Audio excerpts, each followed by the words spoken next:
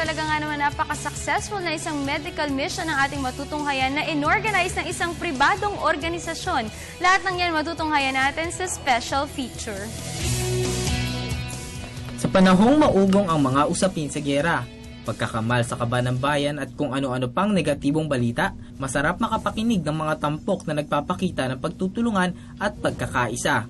Yan ang ipinakita ng Lions Club of Manila sa isinagawa nilang medical at dental mission kamakailan lamang sa isang sa Divisoria. Mahigit 500 mamamayan ang nakatanggap ng libreng serbisyong medikal kung saan ay namahagi din sila ng mga vitamins sa mga bata at gamot para sa may mga sakit. Kailang Lions Club, serbisyo po ang nasa puso namin at tumutulong kami lalo na pag may bagyo, may mga kalamidad, nandiyan po kami at tumutulong sa ating mga kapwa. Yan ang aming misyon dito sa mundo, sa Lions International.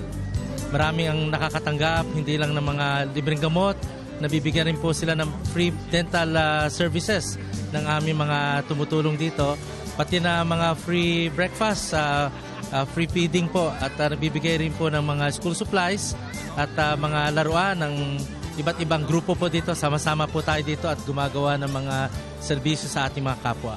Mahigit 40 taon nang isinasagawa ng grupo ang ganitong gawain. Nawa ay hindi lamang sila at mas marami pa ang may puso at tumulong sa mga kababayan sa oras ng pangangailangan. Tayo po ay isang pamilya at lalo na isang bayan.